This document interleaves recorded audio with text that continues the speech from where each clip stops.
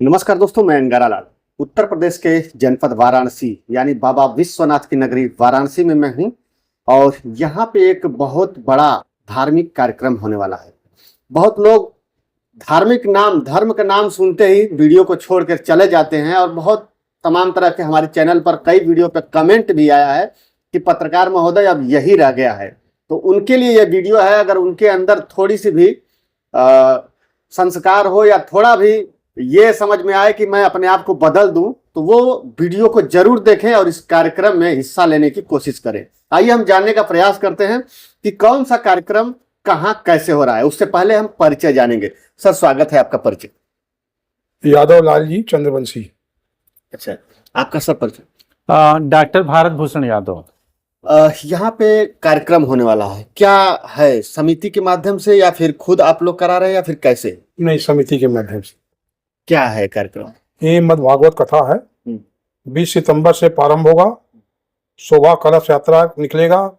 घंट, घड़ियाल, डमरू, घोड़ा तमाम, और जो हमारी शोभा यात्रा में जो महिलाएं शामिल होंगे, जो पुरुष शामिल होंगे, सर पे कलश रखकर और एक रंग की साड़ियां पहनकर वो कलश यात्रा का प्रारंभ होगा।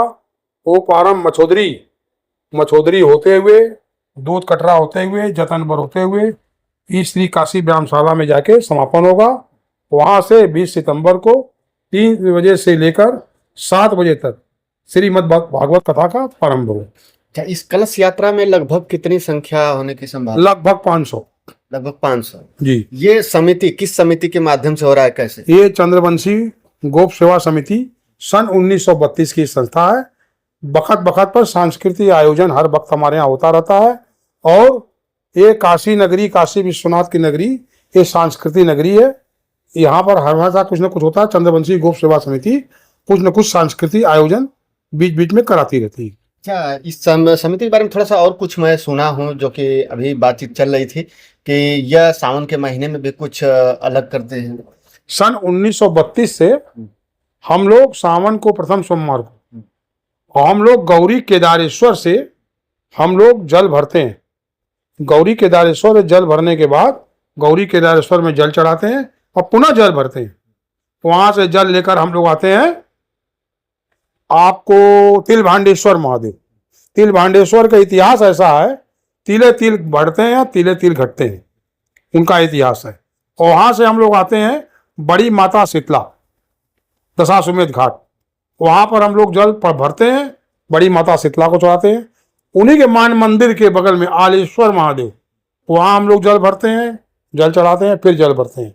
वहां से हम लोग आते हैं डेढ़सी की पुल, सिंह द्वार से डुंडराज गणेश होते हुए शनि भगवान के मंदिर के सामने से, जो हमारी 1932 की परंपरा है, उस परंपरा को निर्वाह करते हुए काशी विश्वनाथ के अंदर हम लोग प्रवेश करते हैं। हम लोग जलाभिषेक कर रहे हैं, कार्य करते हैं। इसका उपदेश है विश्व कल्याण के लिए हम लोग जलाभिषेक करते हैं। अच्छा, ये जो कार्यक्रम हो रहा है, जो कथा हो रही है, इसमें काफी खर्च होगा और इस खर्च को कहाँ से आप वहन करेंगे या कैसे इसको मैनेज करेंगे? ये खर्च समिति के जो हमारे बना हुआ है, समिति के लोग मिलजुल कर ये कार्य करेंगे। अच्छा सर, हम आपसे भी जानना चाहेंगे, आज के समय में लोग धर्म से परे होते जा रहे हैं, साइड होते जा रहे हैं। उसके धर्म के नाम पर जैसे सुनते हैं लोग भाग जाते हैं, नहीं जाते हैं। अभी कोई उस तरह का कार्यक्रम हो, जैसे में नाच हो या फिर अश्लील कोई प्रोग्राम हो, तो उसमें ज्यादा भीड़ हो जाती है। तो क्या लगता है, इसमें क्यों आना चाहिए लोगों को और क्यों नहीं आना चाहिए? थोड़ा सा हम आपसे जानेंगे। देखिए, ऐसा है कि इस धार्मिक आयोजन में और धर्म के कार्यों से जो लोगों की दूरी हो रही है, उसके पीछे मुख्य कारण ये है कि आदमी की सोच व्यावसायिक हो गई है, नंबर 1। और नंबर 2, हर इंसान किसी भी चीज को बहुत जल्दी पा लेना चाहता है, शॉर्टकट अपनाना चाहता है। और प्रकृति का कोई शॉर्टकट होता नहीं है। प्रकृति का अपना एक विधान है, एक संविधान है उसका, प्रकृति का, उसका पालन करना पड़ता है। तो अब धर्म के कार्यों में तमाम प्रकार की बातें आ रही हैं, तमाम प्रकार के कमेंट्स आ रहे हैं, लेकिन मेरा ऐसा कहना है कि धर्म को आप खुद महसूस करिए, पहले प्रायोगिक तौर पर अपने ऊपर प्रैक्टिकल करिए और उसको आप महसूस करिए। उसकी वैज्ञानिकता को, जो वैज्ञानिकता उसके अंदर छुपी हुई है, आप उसको पहले महसूस करिए कि धर्म एक विज्ञान है। हम अपने बच्चे को विज्ञान पढ़ाना चाहते हैं, मैथ पढ़ाना चाहते हैं, साइंस पढ़ाना चाहते हैं, इकोनॉमिक्स पढ़ाना चाहते हैं, हिस्ट्री पढ़ाना चाहते हैं, तो ये अध्यात्म को, अगर धर्म को अध्यात्म न कह करके अगर आध्यात्मिक विज्ञान कह दें तो कितना अच्छा लग रहा है। लेकिन अब उसको केवल धर्म मान लिया, तो धर्म क्या है? एक विज्ञान है और उस विज्ञान को महसूस करना होता है। तो धर्म की जितनी भी परंपराएं हैं या जो वैधानिकता है उसको हम अपने ऊपर प्रयोग करें, उसको महसूस करें कि उसका पॉजिटिव और नेगेटिव क्या असर आता है, तो हम खुद उसका पालन करेंगे या नहीं करेंगे, निर्णय खुद हमको ले लेना होगा। कुछ परंपराएं ऐसी होती हैं जो हमें नहीं समझ में आती या जिससे नुकसान होता है या जिसका समाज में अच्छे मैसेज नहीं जाता, तो समय समय पर समाज सुधारक आते हैं और उन परंपराओं को लोग स्वीकार करके उसको बंद करते, उसकी जगह जो अच्छी और नई परंपरा है उसको स्वीकार करते हैं। तो ये तो हम पुराने कपड़े भी हो जाते तो बदलते हैं, पुरानी पीढ़ी भी चली जाती तो नई पीढ़ी जन्म लेके आ जाती है, तो लेटेस्ट वर्जन तो सबका स्वागत योग्य होता है। तो इसी भाव से लोगों को लेना चाहिए। तो सर, वाराणसी को आध्यात्मिक नगरी कही जाती है, लेकिन हम आपसे जानना चाहें कि वाराणसी का संस्कृति क्या है? देखिए, वाराणसी को आध्यात्मिक नगरी कहा जाता है तो धार्मिक नगरी, आध्यात्मिक नगरी, सांस्कृतिक नगरी सभी प्रकार की कहते हैं। लेकिन क्या कहते हैं कि एक ही माँ के गर्भ से कई बच्चे जन्म लेते हैं, है ना। तो हमारी ये जो काशी है ये धर्म की नगरी है, धर्म से ही संस्कृति पनपती है, धर्म से ही ज्ञान पनपता है, धर्म से ही विज्ञान पनपता है। तो यहाँ हर प्रकार के विद्वान पनपते हैं, क्योंकि यहाँ पर हमारे सर्व समाज के जो काशीवासी, मैं काशीवासियों की बात कर रहा हूँ, कि काशीवासियों की जो हमारे पुराने पद्धति रही है, जो हमारे पुरानिये रहे हैं, जो हमारे बुजुर्ग रहे हैं, वो लोगों ने जो साधना करी, सर्व समाज के बुजुर्गों ने जो साधना की है काशी के अंदर, उनकी साधना से फलित होकर के तमाम विद्वान, संत, साधक, राजनेता यहाँ पर पैदा होते रहे, जिसकी वजह से काशी का महात्म धीरे धीरे पूरी दुनिया में बढ़ता चला गया। और विशेष तौर पर त्रिनेत्रधारी अड़भंगी भगवान शिव के त्रिशूल पर यह काशी विराजती है, तो भगवान भोलेनाथ की ये सबसे न्यारी काशी है। तो इसकी वजह से कहीं ना कहीं एक आध्यात्मिक बीजारोपण है। और यहाँ पर भगवान काल भैरव भगवान का यहाँ स्थान है, और काशी में मोक्ष प्राप्ति के लिए लोग आते हैं, तो बगैर काल भैरव के सहमति के, बिनकी उनकी कृपा के किसी को मोक्ष प्राप्त नहीं होता। तो यहाँ दोनों लोग विद्यमान हैं, इस वजह से इसका विशेष महात्म हो जाता है और यहाँ की साधना फलित होती है, इसलिए साधना के लिए लोग यहाँ पर आते हैं। वाराणसी में बहुत दूर दूर से लोग आना चाहेंगे, और वाराणसी लोग आने के बाद अपने आप को ये महसूस करते हैं कि हम भगवान के दर्शन कर लिए, यहाँ से उनका उद्धार हो गया, ऐसा अपने आप को समझते हैं। बहुत दूर दूर से यहाँ पे आते भी हैं।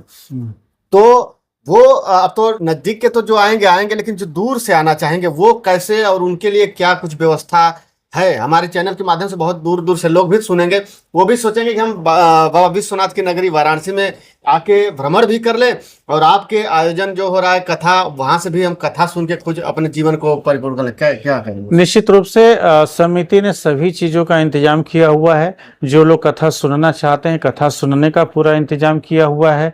भंडारे का नियमित भंडारा चलेगा, आखिरी दिन तो भंडारा होगा ही, लेकिन नियमित सुबह और शाम भंडारा चलेगा। जो लोग भी आएंगे वहां पर, भक्त लोग या कथा श्रवण करने के लिए साधक, उनके लिए दोनों टाइम भंडारा समिति की तरफ से, आखिरी दिन भंडारा, श्रवण करने के लिए जगह, उनके सारी चीज़ों का इंतजाम। और अगर कोई यहाँ ठहरना चाहता है, रुकना चाहता है, तो उसके लिए भी हम लोगों ने इंतजाम किया हुआ कि वो काशी में रुक सकता है और 7 दिन तक जो हमारी कथा चलेगी उसका श्रवण कर सकता है। ये पूरा इंतजाम है समिति की तरफ से। कोई दूर दराज से आएगा उसे पूरी व्यवस्था मिलेगी, और 1 हफ्ता रह के, मतलब जितना दिन कथा चलेगा उतना दिन कथा का श्रवण कर सकता बिल्कुल कर सकता है। और ये पूरा इंतजाम समिति की तरफ से है, सबके सहयोग से है, और ये हम लोग करेंगे।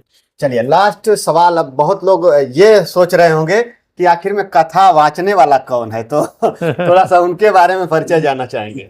देखिए, कथा वाचन में हमारी जो व्यक्तिगत रुचि रही है, मैं पूरे देश में भ्रमण करता रहा हूं, और पूरे देश में भ्रमण करने के साथ साथ मैं जो हमारी आने वाली पीढ़ी है, नई पीढ़ी है, उसको मैं चाहता हूं, जागृत करता हूं कि अध्यात्म के माध्यम से जो संस्कार पोषित होता है ना, जो सकारात्मक अध्यात्म से सकारात्मक संस्कार जो पोषित हो रहा है, वो बच्चों के अंदर उतरना चाहिए।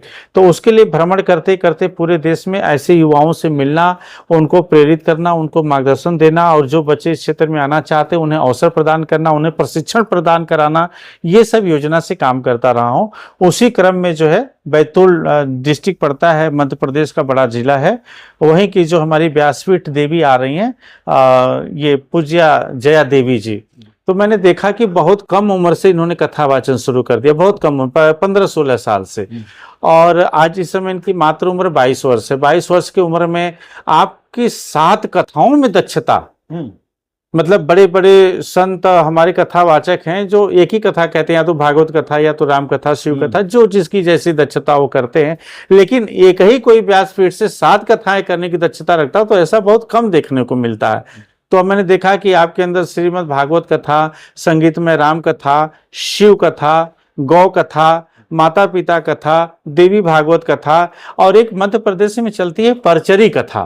संत सिंगा जी महाराज बहुत बड़े संत हैं, उसकी बड़ी मान्यता है उनकी, तो उनकी भी एक कथा होती है, उसे परचरी कथा बोलते हैं। तो परचरी कथा भी ये कहती है। तो कुल मिला के 7-8 कथाएं 22 वर्ष के में और पूरी दक्षता के साथ व्यासपीठ पर बैठ के करना, ये आज के लिए युवाओं के लिए प्रेरणा स्रोत है। और अब अगर कोई भी युवा, अगर मान लीजिए हम धर्म से दूर हैं, धर्म को नहीं मानते, तो हम चाहते क्या अपने जीवन में? हम चाहते हैं समृद्धि, हम चाहते हैं सुकून, हम चाहते हैं प्रगति, हम चाहते हैं शांति, अपने परिवार की रखवाली, अपने समाज का मान सम्मान बढ़ाना। किसी भी पेशे में, व्यवसाय में जाके हम यही तो चाहते हैं। तो क्या हम अगर धर्म का काम कर रहे तो क्या ये सब चीजें नहीं कर पाते? और बेहतर तरीके से करते हैं, और बेहतर उसका प्रभाव पड़ता है आसपास के बच्चों पर, घर परिवार के बच्चों पर, समाज के बच्चों पर, राष्ट्र के बच्चों पर प्रभाव पड़ता है। आफ्टर ऑल हम जाकर के पूरे राष्ट्र को प्रभावित करते हैं अपने कर्म के माध्यम से। कहने के लिए हमारी व्यक्तिगत विचारधारा सोच हो सकती है, लेकिन जब हम बोलते हैं तो हजारों लोग सुनते हैं, तो समाज पर प्रभाव जाता है और समाज का प्रभाव राष्ट्र पे जाता है। तो कोई इससे नहीं बच सकता कि नहीं हमारी व्यक्तिगत बातें हैं, हम व्यक्तिगत विचार है। नहीं, व्यक्तिगत विचार अगर आपने व्यक्त कर दिया कहीं पर भी, किसी सोशल मीडिया प्लेटफॉर्म पर, तो फिर वो सबका हो गया, सबके पास पहुंचेगा, तो फिर उसका असर क्या होगा? तो हमें ये देखना होगा। आज जो है घरों में एक पीढ़ी से दूसरी पीढ़ी में तालमेल नहीं है, बाप से बेटे का नहीं है, बेटे का बाप से नहीं है, भाई का बहन से नहीं है, माँ का बेटे से नहीं है, पति का पत्नी से नहीं है। ये जो देखने को मिल रहा है, मतलब हम सारी चीजों को बात करें, धर्म की बात कर रहे हैं, तो धर्म का असर कितना नकारात्मक और सकारात्मक जाता है। आज कचहरी में चले जाए तो 90% मुकदमे पति पत्नी के हैं। जी बिल्कुल। अगर हम ये मानते हैं कि पहले से हम बेहतर हैं, हमारी परंपरा पहले से बेहतर है, हम पहले से अच्छा कर रहे हैं, हमारे बच्चे अच्छे हैं, हमारा परिवार अच्छा है, तो फिर 90% मुकदमे क्यों हैं कचहरी में? कोई ना कोई तो कारण होगा ना। इसलिए कि हम अपने यथार्थ परंपरा से दूर होते जा रहे हैं, सच्चाई से दूर होते जा रहे हैं। हम कहते हैं कि धर्म अलग कर दो, प्रकृति को तो मानते हो ना, और प्रकृति में खासतौर से वो 5 तत्व हैं, उस 5 तत्वों से जिनसे हमारा शरीर बना है, तो क्या इसको हम कभी झगड़ा करके इससे कह सकते हैं कि हमें 200 साल रहना, हमें रहने दो? ये तो छोड़ना पड़ेगा एक दिन ना।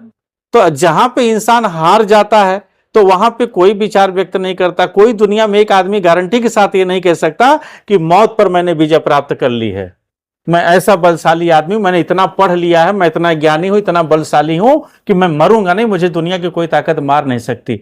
फिर आखिर में एक दिन तो जब सबको यही करना है, इस पर विजय प्राप्त नहीं कर पाए, तो फिर कौन सी परंपरा, कौन सी बात और कौन सी ताकत आपकी, कौन सी उपलब्धि आपकी, जब सब कुछ छोड़ देना है एक दिन। तो उस ताकत से मिलने के लिए आपको अपने आप से मिलना पड़ेगा, और अपने आप से मिलने के लिए धर्म को अपनाना पड़ेगा। और धर्म क्या है? प्रिंसिपल, लाइफ के जो प्रिंसिपल, जो सिद्धांत हैं, वो धर्म है। उस धर्म की तरफ जाना पड़ेगा। सर, अब हम चाहेंगे कि आप कुछ कहना चाहते हैं दर्शकों से, तो जरूर आप हमारे चैनल के माध्यम से संदेश या कुछ कहना चाहते हैं, अपील करना है, कुछ कह सकते हैं। दर्शकों से मैं कहना चाहता हूँ, जो धर्म के प्रति आस्था रखता है वो आवे, श्रीमद् भागवत कथा सुने, उससे जो हमारी संस्कृति है, जो हमारा ज्ञान है, उसको ले। जो 22 वर्ष की कन्या, जो 7 वेद की जानकार, पूरी उसकी ज्ञाता, उसको अपने आप बढ़ाने का काम करे, समाज को प्रेरणा देने का काम करे, समाज को एक नई दिशा देने का काम करे। इसी उद्देश्य से हम लोग का उपदेश है कि हम लोग मिलजुल कर, चंद्रवंशी गो सेवा समिति के सारे लोग मिलकर हम लोग कथा कराने का कार्य कर रहे हैं। बहुत लोगों के जहन में भी एक सवाल होगा, ये होगा कि चलो इस बार नहीं, फिर कभी कथा तो होती रहती है, हम फिर कभी कथा सुन लेंगे। तो क्यों महत्व है ये कथा इस बार की, और उन्हें क्यों आना चाहिए? थोड़ा सा बस इसको बता दीजिए बस। देखिए, बहुत अच्छा सवाल है आपका ये, और बहुत ही अच्छा लगा ये सवाल मुझे आपका, कि इस बार नहीं तो अगली बार ना। लेकिन इस बार आ जाए तो भी कथा सुनेगा, अगली बार आ जाए तो भी कथा सुनेगा, लेकिन जो इस बार आएगा कथा में, तो ये मैं जरूर कह सकता हूं कि हो सकता है कि जो इस बार कथा सुनने आएगा उसके अंदर ऐसी अंतः प्रेरणा वो जागृत होगी कि ये जो बच्ची कथा कहने आ रही है, जो देवी जी कथा कहने के लिए आ रही हैं यहाँ पर, है ना, ये कथा कहीं जया देवी जी, तो हो सकता है कि उनके घर में जया देवी पैदा हो जाए, उनके घर में भी कोई बच्ची ऐसी हो जाए, कोई बच्चा ऐसा हो जाए कि जो धर्म की इस ऊंचाई पर जा सके। तो हमारा प्रयास ये है, केवल एक कथा तक सीमित नहीं है, हम इस संस्कार को और ऐसे बच्चे बच्चियों को हम चाहते हैं कि हर घर में एक ऐसा बच्चा हो जो धर्म की ध्वजा अपने हाथ में थामे। तो ये प्रेरणा हम देने वाले हैं और आगे इसके लिए काम भी करने वाले हैं। इसके लिए कार्य योजना भी तैयार हो रही है, इसकी रणनीति तैयार हो रही है और इसको हम लोग करेंगे और ये क्रमशः हर वर्ष ये सिलसिला चलेगा। तो आपने सुन लिया, यानी कि इस बार कथा मिस नहीं होनी चाहिए। और आप कहीं से भी हो, आप वाराणसी आइए, आपका सपना बहुत पहले से होगा कि हम वाराणसी घूमें, तो ये मौका है। आइए, एक हफ्ता यानी एक सप्ताह का आपको मौका है, वाराणसी में आइए, एक सप्ताह आप कथा व्यास पूज्य जया देवी जी का कथा सुनिए और उसमें आपको यह भी समय मिलेगा कि आप वाराणसी का हर वो स्थान घूम सकते हैं जो आप पहले बहुत दिनों से सपना में सजोए होंगे कि हम वाराणसी चलेंगे तो कभी सारनाथ घूमेंगे, बाबा विश्वनाथ का दर्शन करेंगे और तमाम जो गंगा घाट हैं वहां जाके वो दृश्य देखना चाहेंगे। रात में, शाम के समय यहाँ पे गंगा आरती होती है, वो भी आप देखना चाहते होंगे। तो ये सारा कुछ एक साथ मिलने वाला है आप अगर इस कथा में शामिल होते हैं तो दोस्तों बस इस वीडियो में इतना ही। फिर मिलते हैं अगले वीडियो में, तब तक के लिए धन्यवाद। जय हिंद, जय भारत।